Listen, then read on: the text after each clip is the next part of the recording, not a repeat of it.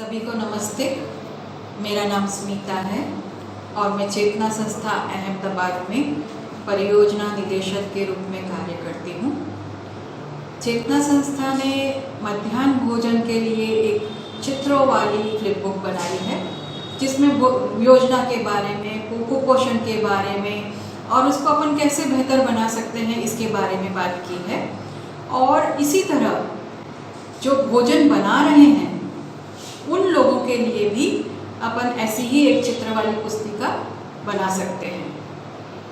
आज का जो ये वीडियो है, इस वीडियो के द्वारा हम अन्नपूर्णा तो है ही, लेकिन अब अन्नपूर्णा से हम पोषणपूर्णा की ओर चल रहे हैं, है ना नई बात। ये अजीब सा नया सा शब्द है पोषणपूर्णा। अन्नपूर्णा तो सभी जानते हैं, तो क्या है ये। तो आज हम लोग इस बारे में बातचीत करेंगे, कैसे हम अन्नपूर्णा से पोषणपूर्णा बन सके। एक सामान्य सी बात है, हम कोई भी चीज़ लेते हैं तो इसमें यही देखते हैं कि इससे हमको फ़ायदा क्या होता है। और उसी तरह जब हम पोषण की बात करते हैं या भोजन की बात करते हैं तो हमें स्वाद, कीमत, इनको देखते हुए, इनको तो देखना ही चाहिए, लेकिन उसके साथ साथ ये भी देखना चाहिए कि हमारे शरीर को इससे क्या फ़ायदा मिलता है। ज़रूरी नहीं है कि हम जो भी खा रहे हैं उससे हमारे शरीर को फ़ायदा मिले। और यही बात हम लोग इस वीडियो के द्वारा आज करने वाले हैं कि हम स्वाद भी लें, हमारी मनपसंद चीज़ भी खाएं और इससे हमारे शरीर को फ़ायदा भी मिले। तो चलिए शुरू करते हैं। पोषणपूर्ण बनने के लिए हमें सबसे पहले जानना पड़ेगा कि पोषण और आहार में फ़र्क क्या है। भोजन जैसे हम कुछ भी खा लेते हैं, पेट भर लेते हैं, लेकिन ज़रूरी नहीं है कि जो हम खा रहे हैं वो हमारे शरीर को फ़ायदा दे। तो मैं आपको बता दूं कि हमारे शरीर के लिए कुछ चीज़ें ज़रूरी हैं और वो हमें भोजन से मिलनी ही चाहिए और मिल जाएंगी। ये हमें अलग अलग प्रकार से ये चीज़ें मिलती हैं और इन आहार का या इन तत्वों का अलग अलग काम होता है और ये सभी चीज़ें लेना ज़रूरी है ताकि स्वस्थ रहा जा सके। और जब हम बच्चों की बात करते हैं, विद्यार्थियों की बात करते हैं, ये तो हमारा आने वाला भविष्य है। अगर हम इसको मजबूत नहीं बनाएंगे तो आगे चलकर बहुत सारी दिक्कतें होंगी। हमारी आने वाली पीढ़ी ही कमज़ोर रहेगी तो फिर आगे कैसे बढ़ेगी।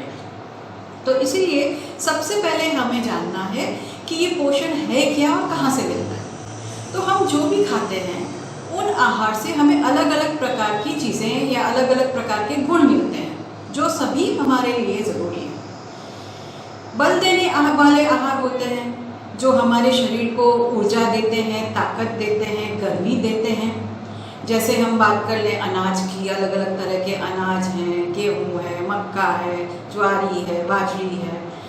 उसी तरह कंदमूल, जैसे कंदमूलों में हम बात करें तो आलू है, सूरन है और शकरकंद है, ये हमें गर्मी और शक्ति देते हैं। उसके साथ साथ घी, दूध जैसी जो चीज़ें हैं, ये घी, तेल, शक्कर, गुड़, ये भी हमारे शरीर को ऊर्जा देते हैं, ताकत देते हैं और हमें इनको रोज़ खाना चाहिए। बढ़ाने वाले आहार हैं, ये आहार हमारे शरीर की वृद्धि और विकास करते हैं, हमें बढ़ाते हैं। और जब हम बढ़ जाते हैं तब ये हमारे शरीर में जो रोज़मर्रा की घिसन होती है उसकी पूर्ति करते हैं। और ये काम जो है, ये खास करके हम बात करें तो दालें हैं, साबुत दालें जैसे चना, सोयाबीन है, दूध और दूध से बनी चीज़ें हैं और इसके साथ साथ मांसाहार, इसमें मछली है, चिकन है, मुर्गी है, मटन है, ये सारी चीज़ें हमें बढ़ाती भी हैं और हमारे शरीर के घिसन की पूर्ति भी करती हैं। और तीसरा एक महत्वपूर्ण काम करने वाले आहार है वो बचाने वाले आहार। ये आहार जो है वो हमारे शरीर को बीमारियों से बचाते हैं। हमारे शरीर की जो बीमारियों से लड़ने की ताकत होती है उसको ये बढ़ाते हैं। और इसमें खास करके सब्जियां हैं, हरी पत्तेदार सब्जियां हैं, ये आती हैं और खट्टे फल हैं, लाल और नारंगी रंग के जो फल हैं, सब्जियां हैं, ये हमारे शरीर को बीमारियों से बचाते हैं। कुछ आहार ऐसे भी होते हैं जो हमारी हड्डियां मजबूत करते हैं और इसमें सबसे ज़्यादा काम करते हैं दूध और दूध से बनी चीज़ें, जैसे दही है, छाछ है, मठा है, मक्खन है, घी है। ये हमारी हड्डियों को मजबूत करते हैं। और इसके साथ साथ ही अंकुरित दालें हैं, ये भी हमारे शरीर की हड्डियों को मजबूत करते हैं। और मांसाहार भी इसमें आते हैं। कुछ पत्तेदार सब्जियां जैसे मूंगा है, सहीजना है, ये भी हमारे शरीर की हड्डियों को मजबूत करती हैं। कुछ आहार ऐसे होते हैं जो हमारे शरीर में जो खून बह रहा है उसका रंग लाल रखते हैं, जिससे हम तरोताज़ा महसूस करते हैं। ऐसे आहार में ज़्यादातर जो आते हैं वो हैं गहरे हरे रंग की पत्तेदार सब्जियाँ। और ये सब्जियां जो हैं वो हमें हमारे आसपास से मिल जाती हैं। और कई बार तो क्या होता है कि हम जिसमें ज़्यादा ताकत है वो चीज़ खाते नहीं हैं, जो हमारे खून को लाल रखते हैं, और जो नहीं हमारे खून को लाल रखते वो खाते हैं। जैसे मान लीजिए फूल गोभी, हम फूल गोभी के फूल तो खा लेते हैं सफ़ेद वाले, लेकिन उसके पत्ते जो हैं वो नहीं खाते, और खून को लाल रखने वाली चीज़ें उसी में होती हैं। तो गहरे हरे लाल के पत्ते जैसे अरबी के पत्ते, मूंगा या सहीजना के पत्ते, बथुआ या चील की भाजी, और हमारे आसपास जो भी हरे पत्तेदार सब्जियां मिलती हैं वो हमारे खून को लाल रखती हैं। और इसी तरह हमें ये सारी चीज़ें खानी चाहिए। अगर हम जो बच्चों के लिए भोजन बनाते हैं उनमें ये चीज़ें मिलाएंगे, ये देखेंगे कि ये चीज़ें उनको मिल रही हैं, तो बच्चों का स्वास्थ्य भी अच्छा रहेगा और वो अच्छी तरह बढ़ पाएंगे और उनका जीवन भी बहुत ही सफलतापूर्वक रहेगा। इसके साथ साथ हमें ये भी ध्यान रखना है कि स्कूल जाने वाली उम्र के जो बच्चे होते हैं वो हमारे और आपकी तरह पेट भर के एक साथ नहीं खा सकते। वो बहुत ही चंचल होते हैं, शरारती होते हैं, उछल कूद करते हैं, उनका ध्यान हमेशा खेल कूद में ही लगा रहता है। तो ऐसे उम्र के बच्चों के लिए हमें भोजन में विशेष ध्यान देना है कि उनको इतनी ताकत मिले, हमारे भोजन से उन्हें इतनी ऊर्जा मिले कि जो वो उछल कूद मचाते हैं वो और उछल कूद मचाएं, खेल कूद में आगे आएं, थके नहीं। तो इसीलिए उन्हें बल देने वाले आहार ज़्यादा देने की ज़रूरत है। विद्यार्थी या बच्चे या स्कूल जाने वाली उम्र के बच्चे जो होते हैं वो एक साथ बैठ के बहुत सारा नहीं खा सकते, उन्हें बार बार खाने की आदत होती है। तो इसीलिए घर के भोजन के साथ साथ मध्याह्न भोजन देना भी ज़रूरी है। और जब हम मध्याह्न भोजन बनाते हैं तो उसमें हमें ठोस आहार देना ज़्यादा ज़रूरी है। बच्चों के लिए स्वाद, रूप, रंग वो बहुत ज़रूरी होता है। आप देखेंगे कि जब बच्चे रंग देखते हैं या उनकी पसंद का खाना देखते हैं तो बहुत ही खुश हो जाते हैं, और खुशी से खाया हुआ सादा खाना भी शरीर को बहुत बल देता है। तो बच्चों के लिए, स्कूल के लिए जब अपन खाना बनाते हैं, भोजन पकाते हैं, तो हमें स्वाद भी देखना है, उसके रंग रूप को भी देखना है। ऐसा रंग रूप हो, इतना रंगीन खाना हो कि बच्चे देखते ही उस पर टूट पड़े। तो पौष्टिक भोजन के साथ साथ स्वादिष्ट भोजन, और अच्छा, स्वादिष्ट और पौष्टिक बनाना ये कोई कठिन काम नहीं है। मध्याह्न भोजन में हम मेनू के अनुसार भोजन तो बनाते ही हैं, और इसी भोजन को बनाते समय हम कुछ ऐसे तरीके अपना सकते हैं जिससे ये भोजन और ताकतवर बन जाए और पौष्टिक हो जाए।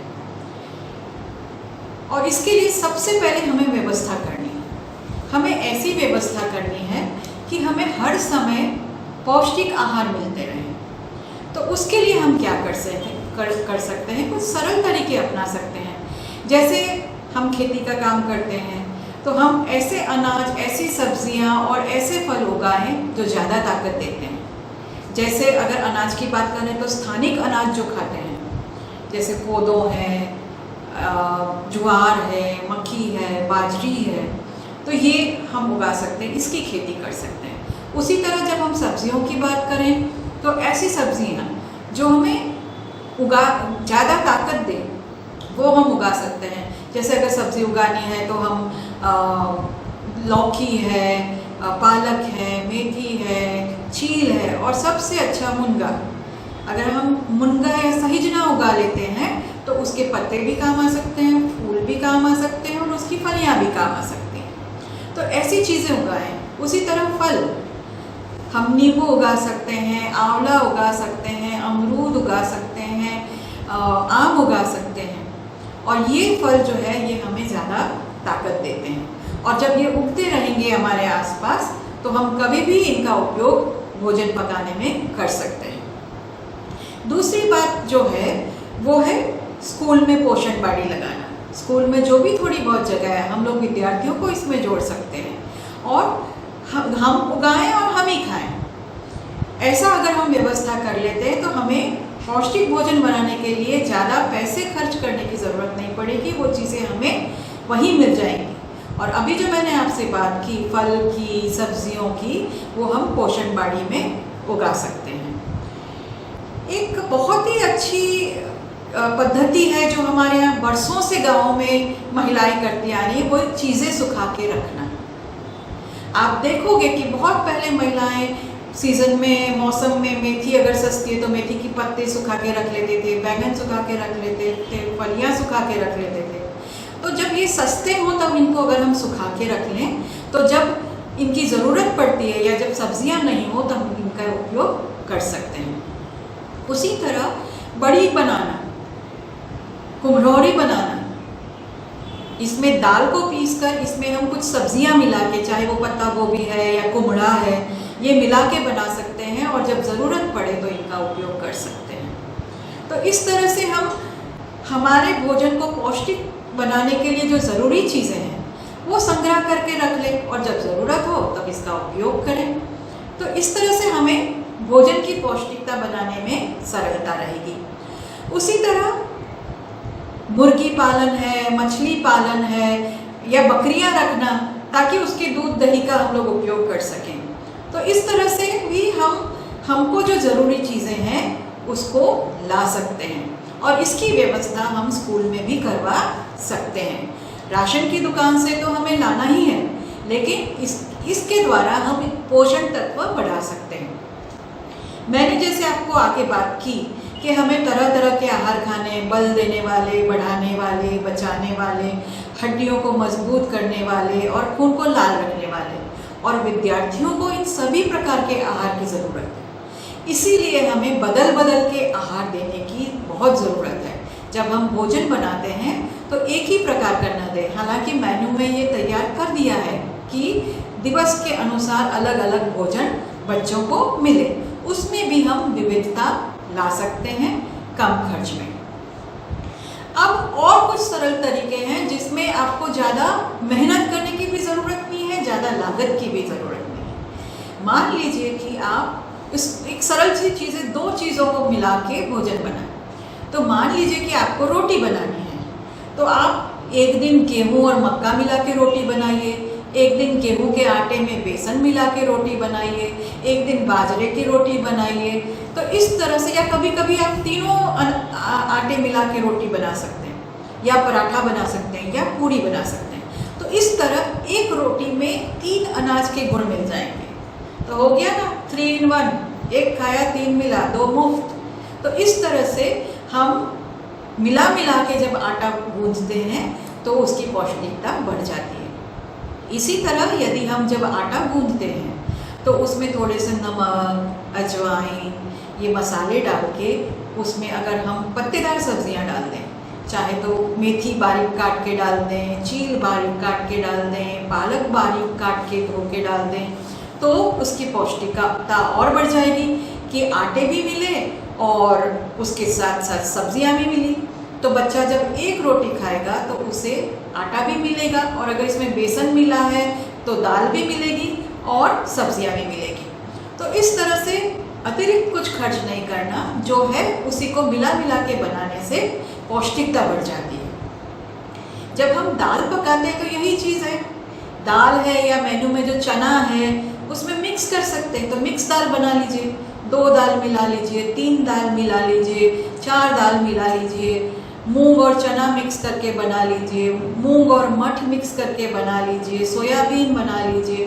तो इस तरह से 2 दालें या साबुत दालें मिला के बनाने से भी एक बार खाने से 2 दालों का गुण उसमें मिल जाता है। तो वही ना ये पता की बात कि आप वही खा रहे हैं लेकिन आपको उससे फ़ायदा ज़्यादा मिल रहा है। और यही चीज़ बनाते समय यदि आप इसमें हरी पत्तेदार सब्जियां या सब्जियां मिला दें तो और भी पौष्टिक हो जाएगा। मान लीजिए कि आप अरहर की दाल बना रहे हैं तो उसमें थोड़ी मूंग की दाल मिला दीजिए, उसमें टमाटर काट के डाल दीजिए, उसमें मूंगफली डाल दीजिए, हरी धनिया डाल दीजिए, उसमें कद्दू डाल दीजिए, सहजना की फलियां डाल दीजिए। तो इतना सारा जब डालेंगे और बच्चे जब एक कटोरी वो दाल खाएंगे तो उन्हें इतनी सारी चीज़ों के गुण मिल जाएंगे। तो एक ही बदलाव करने से आप पौष्टिकता खाने की बढ़ा सकते हैं और इसमें अतिरिक्त खर्च आपको कुछ नहीं पड़ेगा। इसी तरह जब हम दाल बनाते हैं तो जैसे किसी दिन खिचड़ी बना दी या जब हम दलिया बनाते हैं तो उसमें मूंग की दाल मिला दी तो वो खाने से अनाज और दालें दोनों का तत्व या गुण हमें मिल जाएंगे और खाना और भी पौष्टिक हो जाएगा। मान लीजिए कि आपके मेन्यू में आज खिचड़ी बनाना है तो आप दाल ले लें, दाल ज़्यादा चावल कम, आप दाल ले लें। उसके अंदर जब आप छौंकते हैं तो आप उसमें प्याज डाल दें, लहसुन डाल दें, टमाटर डाल दें, हरी धनिया डाल दें, कुंदरू डाल दें, जो भी आपके आसपास सब्ज़ी मिल रही है सीज़न की सब्ज़ी डालें ताकि वो महंगी ना पड़े। तो इस तरह आप अनाज, दाल और सब्ज़ी एक बार में आप तीनों चीज़ों का गुण ले सकते हैं और ये हमारे बच्चों के लिए बहुत ही उपयोगी है। अब मैं आपको एक बहुत अच्छी चीज़ बताऊं कि जिसमें बिना किसी खर्च के आप इसको एक तरीका अपनाकर आप इसको अधिक पौष्टिक बना सकते हैं, वो है अंकुरित करना। आप जब चने बनाते हैं तब अगर उसको रात में भिगो दें, सुबह भिगो दें, रात में उसको बांध के रख दें और अगले दिन फिर सुबह बनाएं तो उसमें छोटे छोटे जो अंकुर आ जाते हैं वो हमारी सेहत के लिए बहुत ज़रूरी है। इसी तरह जब मूंग होते हैं तो मूंग को आप सुबह भिगो दें, शाम को उसमें उसे किसी कपड़े की पोटली में बांध के रख दें और रात भर जब वो रहते हैं तो उसमें छोटे छोटे अंकुरित आते हैं। ये बच्चों को आप कच्ची चाट भी बना के खिला सकते हैं या आप उसको पका के बच्चों को परोस भी सकते हैं। सेव उसड़ बना सकते हैं, उसमें टिक्की लगा के, आलू की टिक्की लगा के ये अंकुरित मूंग और मोठ ये डाल सकते हैं। तो इसमें अलग अलग चीज़ें आप बना के दे सकते हैं। बच्चों के लिए जितना आप अलग अलग बनाएंगे उतने ही प्रेम से वो खाएंगे और उतनी ही उनकी सेहत बनेगी।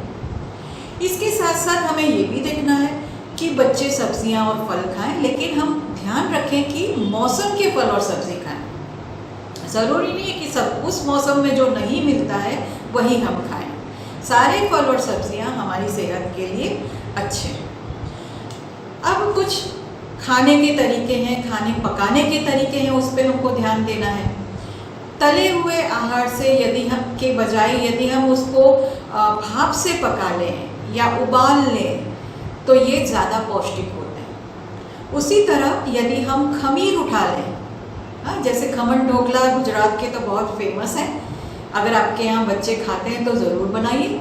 लेकिन रोटी का आटा भी गूंद के अगर आप रख लेते हैं और उसमें अगर खमीर उठाता है तो वो सेहत के लिए बहुत ही अच्छी बात है। उसी तरह जब हम खाना पकाते हैं तो कुछ चीज़ें हमें पकाने के लिए भी ध्यान में रखनी है। जैसे अगर हम सब्ज़ी बनाते हैं तो सबसे पहले सब्जियों को धोना है और उसके बाद ही उनको काटना है। जब हम सब्जियों को काटें तो उसके टुकड़े बड़े बड़े काटें ताकि उसके पोषक तत्व जो हैं वो बने रहें। उसी तरह जब हम सब्जियों के छिलके उतारते हैं तो बहुत सी ऐसी सब्जियां हैं कि जिनके छिलकों में बहुत ताकत होती है, तो अगर हमने उसके छिलके उतार लिए तो सारी ताकत तो चली गई। तो हम कोशिश करें कि उनके छिलके ना उतारें और अगर उतारने हैं तो छिलकों का भी भोजन बना लें, जैसे उसकी चटनी बना लें, चौका बना लें या दाल में उनको मिला लें।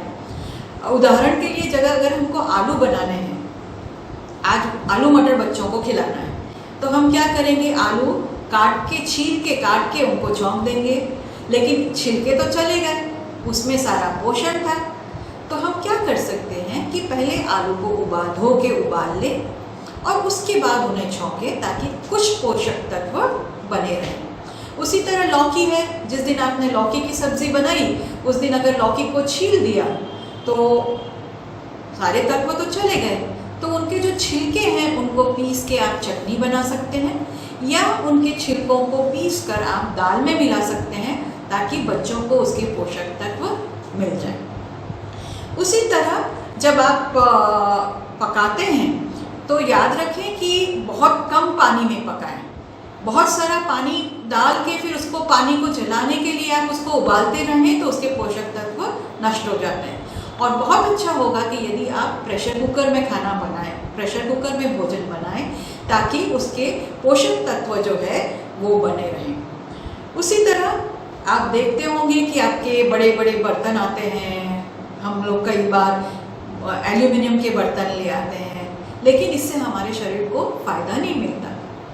अगर यही भोजन आप लोहे के बर्तनों में बनाएंगे, सब्जी बनाने के लिए लोहे की कढ़ाई लें, रोटी सेकने के लिए लोहे का तवा लें, कलछुली भी लोहे की लें, तो उसमें जो लोहा है वो बच्चों के खून को लाल रखने के लिए फ़ायदेमंद रहेगा। तो इसमें अतिरिक्त खर्च कुछ नहीं है, जो आप कर रहे हैं उसमें ही बदलाव लाना है ताकि बच्चों को ज़्यादा पोषण मिल जाए। भोजन जब बनाते हैं तब भी ध्यान रखने की बात है कि जब हम सब दालों को धोते हैं या चावल को धोते हैं तो कई बार क्या होता है कि उसको बहुत घिस डालते हैं। अब दाल और चावल के जो ऊपरी सतह होती है उसमें बहुत सारे पौष्टिक तत्व रहते हैं, तो यदि आपने उनको घिस घिस के धो दिया तो सारे तत्व चले जाते हैं। तो याद रखें कि आप जब दाल और चावल धोएं तो उसको केवल पानी में डाल के 3-4 बार धोएं, लेकिन हल्का सा उसको हिला दें ताकि उसके पोषक तत्व बने रहें। अब आती है बात चावल की, और हमारे कई जगहों पर चावल खाया जाता है, तो इसके लिए आप ये ध्यान रखें कि कभी भी चावल का माड़ जो है वो निकाल कर फेंकना नहीं चाहिए, क्योंकि चावल की सतह पर ही थोड़े बहुत पौष्टिक तत्व होते हैं। अगर आपने वो माड़ निकाल दिया तो सारे पौष्टिक तत्व बह जाते हैं। तो याद रखें कि चावल का माड़ न निकालें, और यदि आप कुकर में बनाएंगे तो ये जो चीज़ें हैं ये ज़्यादा पौष्टिक बनी रहेंगी। नींबू बहुत ज़रूरी है, खट्टे मीठे नींबू अच्छे भी लगते हैं और खाने का स्वाद भी बढ़ा देते हैं, लेकिन हमें याद रखना है कि जब हम भोजन बनाएं तो नींबू हमेशा जब भोजन पक जाता है तब डालें और उसको आंच से नीचे उतारने के बाद ही डालें। यदि हमने नींबू पहले ही डाल दिया तो उसमें जो बीमारियों से बचाने वाली ताकत है, जिसे विटामिन सी भी कहते हैं, वो पूरा उड़ जाएगा और फिर हम जो खाएंगे उसका कोई मतलब नहीं रहेगा। तो इसीलिए जब बच्चों का भोजन बनाते हैं, मध्याह्न भोजन बनाते हैं, तो उसमें नींबू ज़रूर डालिए, पर उसको हमेशा आंच से भोजन उतारने के बाद ही डालें। उसी तरह बच्चों को सलाद देना भी उतना ही ज़रूरी है, लेकिन बहुत ध्यान रखना है कि जो हम सलाद देते हैं, प्याज है, टमाटर है, ककड़ी है, खीरा है, ये जो सलाद है इसको हम बिल्कुल अच्छी तरह धो के उसके बाद ही परोसें, और उसके साथ साथ हमें ये ध्यान रखना है कि हमेशा ताज़ा है। ऐसा ना हो कि पहले ही काट के रखा हुआ हम उनको कच्चा सब्ज़ी और फल दें। तो इतनी बातें ध्यान में रखनी बहुत ज़रूरी है जब हम बच्चों के लिए मध्याह्न भोजन बनाते हैं, विद्यार्थियों के लिए जब हम भोजन पकाते हैं। अब मैं आपको कुछ व्यंजन बताती हूँ कि ये आप बनाएंगे तो मज़ा भी आएगा और पौष्टिकता भी बढ़ेगी। तो सबसे पहले मैं आपको बताऊँगी तिरंगा चावल, और इसमें पौष्टिकता भी है और रंगीन भी है, तो बच्चों को मज़ा आ जाएगा। घर पर अगर हम तिरंगा चावल बनाएंगे तो अलग तरीका होगा, लेकिन क्योंकि आपके पास बच्चे हैं, विद्यार्थी हैं और आपकी मात्रा ज़्यादा है, तो इसको कुछ अलग तरीके से बना सकते हैं। इसमें अपन को चाहिए उस मौसम की हरी सब्जी, पालक, टमाटर, चावल, नमक, बस ये 4 चीज़ें ही चाहिए। अब क्या करेंगे कि हम पालक को अच्छी तरह धो लेंगे, उसको उबाल लेंगे। और उसका पानी निकाल के उसको पीस लेंगे, गाढ़ा पीस लेंगे सूखा। उसी तरह टमाटर को भी धो के काट के पीस के हम रख लेंगे, उसमें पानी ज़्यादा नहीं होना चाहिए। इसके बाद इनको हल्का सा हम भून लेंगे आँच पे, थोड़ा सा तेल डाल के या घी डाल के, जो भी आपके यहाँ उपलब्ध है, थोड़ा सा डाल के उसको गर्म कर लेंगे और पानी थोड़ा जला देंगे उसका। उसी तरह टमाटर को भी थोड़ा सा भून लेंगे और इसको दोनों को अलग रखेंगे।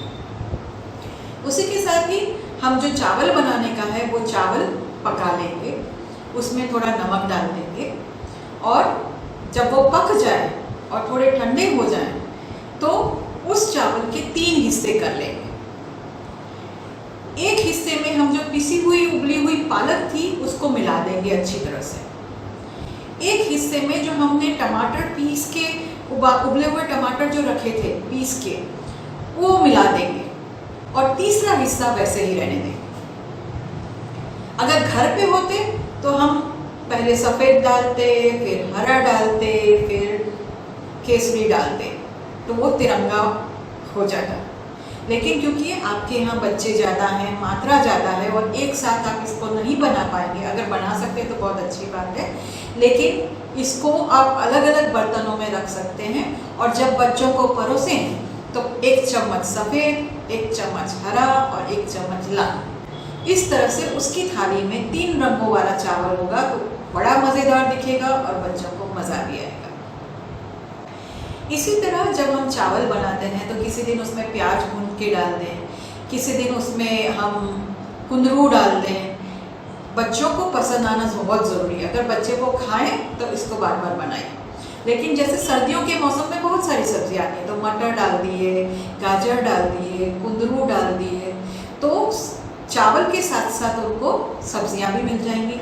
और इसके लिए क्या करना है कि जो सब्जियाँ हैं उनको छोटे छोटे टुकड़ों में काट लेना है, हल्का सा उनको सेक लेना है तेल डाल के और फिर उसमें चावल डाल के चावल पका लेना है। तो इस तरह से सब्जी वाला चावल पुलाव बन जाएगा। तो चावल भी आप बदल बदल के अलग अलग तरीक़ों से बना सकते हैं।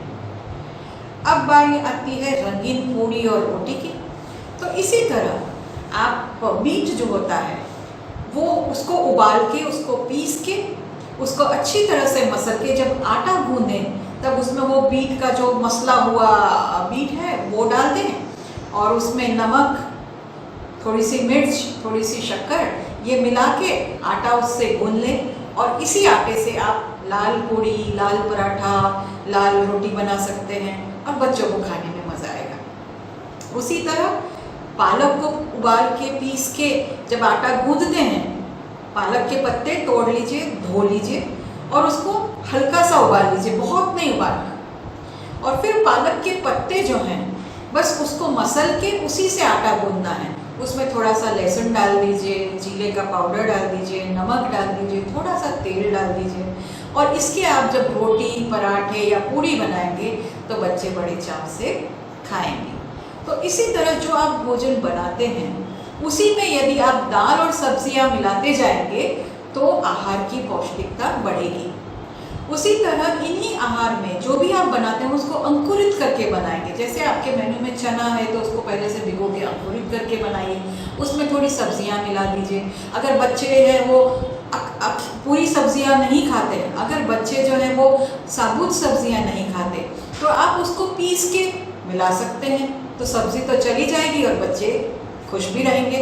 तो इस तरह से बच्चों को ध्यान में रखे मध्याह्न भोजन बनाना है और बच्चों के पोषण को ध्यान में रख के हमें भोजन पकाना है।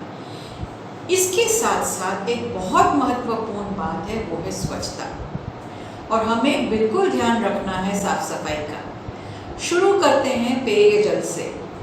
पोषण के लिए, बच्चों के पोषण के लिए साफ पेयजल पीने का पानी बहुत ज़रूरी है।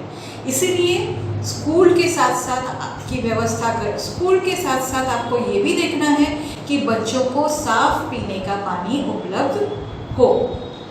उसी तरह जब आप भोजन पकाते हैं तो उसके लिए भी साफ जल, सुरक्षित जल बहुत ज़रूरी है और इसके लिए हैंडपम्प या सीधे ही नल का पानी आप उपयोग कर सकते हैं, लेकिन उसकी स्वच्छता बहुत ज़रूरी है। यदि आपको भर के रखना है पानी तो उसको साफ बर्तन में ढक कर रखें ताकि वो पानी जो है वो सुरक्षित रहे। रसोई घर की सुरक्षा तो बहुत ज़रूरी है, उसकी साफ सफाई भी बहुत ज़रूरी है। इसके साथ साथ जब हम खाना बनाने जाते हैं, और ये सबको मालूम है, खाना बनाने से पहले अपने हाथों को अच्छी तरह रगड़ रगड़ के तक उसको धोने हैं और उसके बाद ही खाने को छूना है। अगर मान लो खाना बनाते समय हमारे हाथ इधर उधर छू जाते तो हमें फिर से छूना है, नहीं तो वो स्वच्छता का कोई मतलब नहीं रहा। अगर आपने रगड़ के हाथ धो लिए हैं और फिर अपने साड़ी से पोंछ लिए हैं। भोजन पकाने से पहले साबुन से घिस घिस के हाथ धोना बहुत ही ज़रूरी है। कई बार हमारे हाथों में बीमारी फैलाने वाले कीटाणु लग सकते हैं और इससे बच्चों को जोखिम हो सकता है, तो ये हमें ध्यान में रखना बहुत ज़रूरी है। इसी तरह जब हम हाथ धो लेते हैं तो हमारे सिर में कभी खुजली आ गई तो वहाँ खुजा दिया, कभी साड़ी से ही हाथ पोंछ लिया, तो वो धोने का कोई मतलब रहता नहीं है। तो जब हम हाथ धो लेते हैं तो हमें केवल खाना ही छूना है। अगर हमारा हाथ इधर उधर लग गया है तो दोबारा साबुन से साफ कर लेना है, क्योंकि बच्चों के भोजन की सुरक्षा वो हमारी जिम्मेदारी बनती है। उसी तरह जब हम पकाते हैं खाना तो बर्तन भी साफ होने चाहिए, अच्छी तरह धुले हुए होने चाहिए। बर्तन का उपयोग करने से पहले एक बार फिर से खंगाल लेना चाहिए ताकि यदि धूल मिट्टी हो तो वो भी निकल जाए। फिर वापस आते हैं हाथों पे। हमारे नाखून ये बहुत ज़रूरी है। जो भी भोजन पकाते हैं उनके नाखून बिल्कुल कटे हुए होने चाहिए, बिल्कुल भी बड़े नहीं होने चाहिए, क्योंकि नाखून के अंदर यदि कीटाणु भरे हैं या कचरा भरा है और उससे हम खाना बनाते हैं तो बच्चों को बीमारी लगने की संभावना बढ़ जाती है। तो नाखून कटे हुए होना बहुत ज़रूरी है। उसी तरह जब हम भोजन पकाते हैं तो हमेशा हमारे बाल जो है वो बांध के रखने चाहिए। जो कोशिश करें कि एक हल्का सा कपड़ा या दुपट्टा या कोई कैप हो अगर तो वो बांध लें ताकि हमारे बाल जो है वो भोजन में ना गिरें। तो इस तरह स्वच्छता का ध्यान रखना भी बहुत ज़रूरी है। और हम पकाने में जितनी स्वच्छता रखते हैं उसी तरह बच्चों को भोजन खाते समय भी स्वच्छता का ध्यान रखना चाहिए। और इसके लिए क्योंकि बच्चों को खिलाना भी हमारी जिम्मेदारी है, तो जब जहाँ बच्चे खाते हैं वो जगह भी स्वच्छ होनी चाहिए, उसके ऊपर कुछ आड़ होनी चाहिए ताकि कोई कचरा वचरा ना गिरे, धूल मट्टी से रहित वो जगह होनी चाहिए। और बच्चों को आदत डालनी है कि आप भोजन करने से पहले हाथ साबुन से धोएंगे और खाने के बाद हाथ साबुन से धोएंगे। इसी तरह ये आदतें जो हैं वो बहुत ज़रूरी हैं, क्योंकि अगर आपने सब कुछ भोजन अच्छी तरह पकाया, पौष्टिक भोजन पकाया, लेकिन स्वच्छता की नहीं रखने की वजह से यदि बच्चे बीमार हो गए तो वो सारा आपका किया कराया नष्ट हो जाएगा। तो इसीलिए हमें स्वच्छता का भी विशेष ध्यान रखना चाहिए। पके हुए भोजन का भी बहुत ध्यान रखना चाहिए कि वो हमेशा ढका रहे ताकि कोई जीव जंतु उसमें या कचरा उसमें ना गिरे और बच्चों को इससे नुकसान न हो। तो ये रहा आपका अन्नपूर्णा से पोषणपूर्णा बनने का सफर। यदि मध्याह्न भोजन पकाने वाले समूह या व्यक्ति या रसोइये इन बातों का ध्यान रखेंगे तो जो भोजन है वो और पौष्टिक हो जाएगा।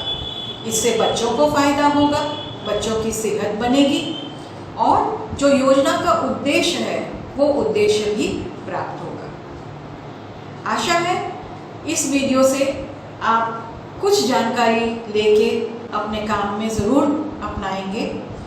उसी तरह जो समूह को प्रशिक्षण देते हैं उन प्रशिक्षकों के लिए भी ये वीडियो बहुत ज़रूरी है। जब अपन समूह को प्रशिक्षण देते हैं तो बातचीत के साथ साथ करके बताना बहुत ज़रूरी है। तो रसोई में जाना बहुत ज़रूरी है और करके दिखाना कि देखो इस तरह से बनता है, इस तरह से कर सकते हैं, ये उतना ही ज़रूरी है। ये वीडियो बच्चों को ध्यान में रख के, विद्यार्थियों को ध्यान में रख के मध्याह्न भोजन को और पौष्टिक और बेहतर बनाने के लिए चेतना द्वारा तैयार किया गया है। और आशा करते हैं कि जो ये भोजन पकाते हैं उनको हम सब अब पोषण पूर्णा के नाम से पुकारेंगे। आपका समय देने के लिए बहुत बहुत शुक्रिया। अगर ये वीडियो पसंद आया है तो ज़रूर लाइक करें, कमेंट करें और अन्य कोई सुझाव हो तो ज़रूर चेतना को लिख कर बताएं। नमस्ते। परफेक्ट।